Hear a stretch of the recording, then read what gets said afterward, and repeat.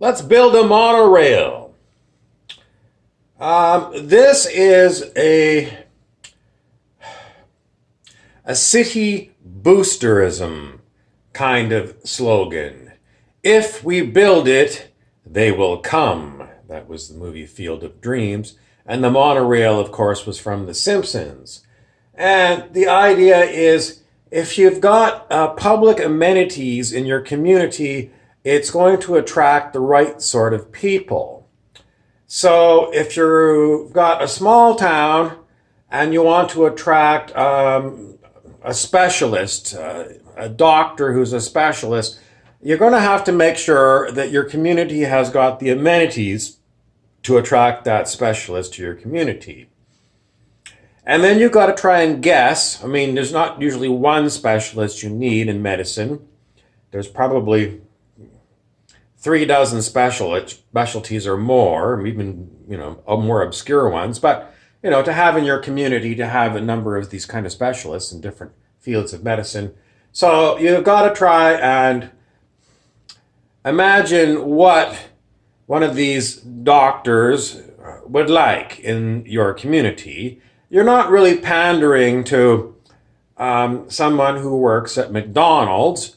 You don't really care what they need in their world because they're basically, dime a dozen. It's, high school students and maybe retirees. So you're not really worried about what amenities they need, but you're really, really worried about the amenities that the medical specialist needs. So building the monorail is your attempt to woo these people. And the whole thing is that these people are, it's supply and demand. There's not too many of these medical specialists.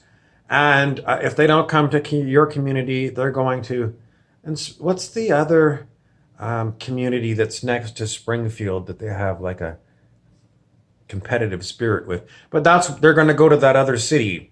So I see this attitude among the people in my community, and it's fraught with problems because despite many of these people being business people, they forgot Marketing 101. And it's having blinders on and trying to imagine what your customer wants. And, so what am I saying? I'm saying if you really want certain medical specialists to come to your community, you got to go find them and interview them and find out what it is that they want instead of guessing.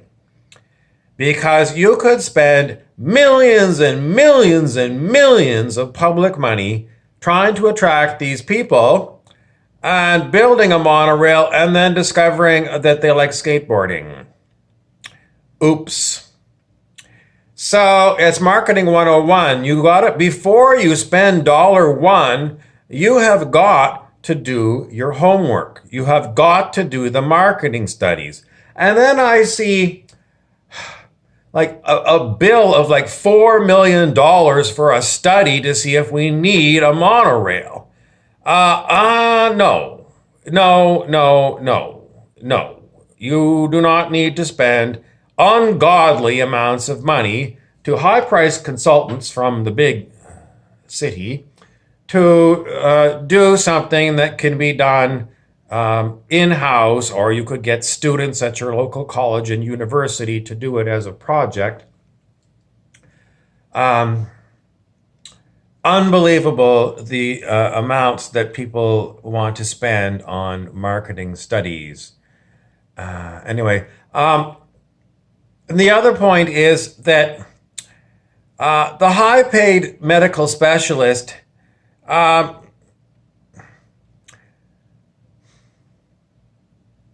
got the money to do the things they want to do. They might not want to ride on the monorail. They might prefer to drive around in their Range Rover. Whereas the people working at McDonald's for minimum wage, they need the public amenities. And they don't, maybe they do need a monorail, they need some form of public transit that works.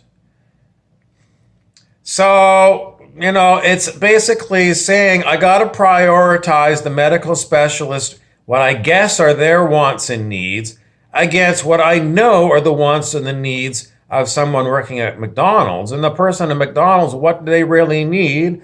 Well, they need really good public transportation because it's unlikely they can afford to have a private vehicle given the high cost of gasoline, cars, insurance, etc., etc.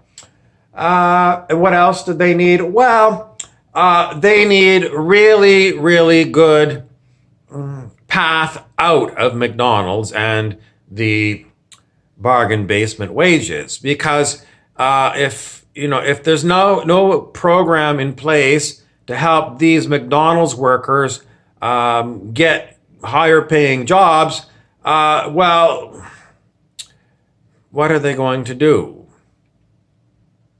The other day I saw on social media one person said, well, when I was a student, I took out loans and I paid them back, and I don't like Bernie Sanders' idea of canceling the student debt because I had to pay it. Well, there's a certain merit to the idea that unless people pay for things, they won't value them. Because I've seen it time and again. If you give people things for free, they don't apply themselves. So, everyone gets free basic education from kindergarten to grade 12, 12th grade. And, some people are apt pupils and they love school. And they love all the subjects. Some of these people don't like gym, though. But other ones have to go to school, and they would rather be in gym, or they would be rather in the cigarette smoking area, gossiping, or chasing women or men or whatever. So they have no investment in going to school because they go for free and they're told they have to. Whereas if you're paying some amount of money that you earned to go to a college, university, trade school, whatever kind of course you're thinking of taking, because you worked for that money that you're going to use to buy further training education, you're way more likely to care about it. And we see that also in things like the housing market. If you're a rental owner, it's fraught with problems because it's hard to get good tenants. You basically want someone who pays you on time, because you have to make your mortgage payment to the bank on time. And if your renter doesn't pay you on the due date, you can't pay the bank, and you've got to go and scrimp and scrounge out of your other accounts to try and float your rental property. That's just one problem. The other problems, of course, are your renter doesn't care about your building and decides to throw a house party and invite the whole city and demo your property and then walk away. And, then you've got to deal with the government tenant bureau who says, well, I'm sorry, it's... So, it's true. If people don't have an investment in things, some people don't care about them. Other people, the good tenants are, they just got it in them to respect other people and other people's property. So anyway, it's a tough job to find a good tenant. But my point is, with the people working in McDonald's, if you are running your city or your state or your country, these people do need a path. And if you put a huge barrier in front of them, like an enormous bill for post-secondary education, they're not going to go. And why should you care if you're running your city? Well, maybe you don't care. Maybe you don't care. Maybe you... the thing is, if you don't give people opportunity, then they're going to go into stagnation. And if you have too many stagnant people in your community is going to be stagnant. And, well, if you start seeing graffiti everywhere, all over, it's because people are stagnant and they have no opportunity to do art in society's permitted ways, and they still have the urge to do art, so they're going to start drawing all over the place and, messing up your town. So, if there's something that needs to come out of people, it will find an outlet. And if you don't provide them with the outlet, they'll figure it out, and it'll come out in ways you don't like. So it's better to be proactive and look and see, well, if someone is making minimum wage and they're already spending all their money that they're making at McDonald's on basic living expenses, well, we can offer them loans. And the thing is that if they have these outrageous loans and they can't get a job, how are they going to pay them back? It's very unbalanced. And if you compare what minimum wage is today versus what it was 40 years ago, and tuition today and tuition 40 years ago, minimum wage has not kept up. And so are we better than we were 40 years ago? No. We're way worse off. Way, way worse off.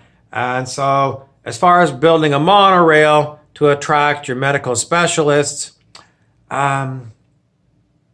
you need to prioritize.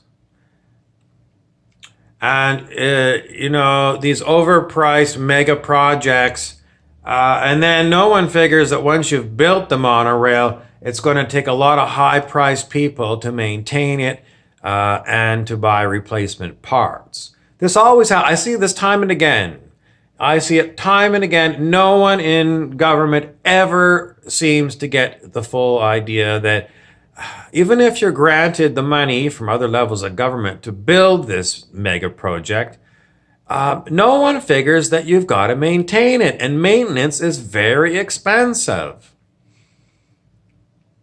So, should you build the monorail? Maybe a fleet of buses might be more appropriate to get people around your town. The biggest problem with the bus and why people don't want to take it is I got to wait for 20 minutes before the bus comes, and I don't want to stand there for 20 minutes. So you need a frequent bus service. And I see it in large cities where, you don't have to wait more than 5 minutes for the next bus when you're in a major part of town. It's very convenient. What's inconvenient is bus drivers who've got lead feet. So before you even sit down or can grab onto something, they goose the bus and you go flying into someone else's lap. You're too jammed in the bus. There's nowhere to sit. And you got to stand up and you get jolted. It's horrible. People on the bus, like the people who are dumpster divers, bringing all their toys that they got from the dump and putting them, dragging them with them onto the bus. So you've got the smell of garbage juice on the bus. Those are the drawbacks to public transportation as I see it. How do you deal with dumpster divers? Well, dumpster divers do what they do because they need the money. And, it's basically because pop bottles have got small deposits on them that they collect this. And they do a service for the community because somebody was too lazy to go and take their returnables back and return them themselves, so they threw them in the garbage. So the root of it is laziness on the part of the people who don't recycle. And the second part is we do a shitty job for people who are, street people. We do a shitty job, and it's difficult too because some of these street people are very antisocial, and when you put them in community shelters, sometimes they got to be kicked out because they're too drunk and too disorderly. So I don't have a solution for that. I just say, and I know it seems like a bottomless pit of resources for those people, but you know, they're the ones in need. Your medical specialist is not in need. They're very well compensated. So, trying to build a monorail or whatever to attract these people, if you're doing that, you're thinking that they're selfish. You're thinking that, having all these amenities that are high end are going to attract these people, and they're selfish and that's what they want. And it may well be that they're looking for a community because they went into medicine in the first place because they care about people. So maybe they're looking for a community that does a lot of outreach to street people and has a lot of programs for people working at McDonald's to help them improve themselves. Because they're humanitarian in nature and they're not selfish one percenters. Thank you for watching. I'm Jokey McFlokey. Burrows Bobby on Instagram and Infinite Bob 99 on YouTube.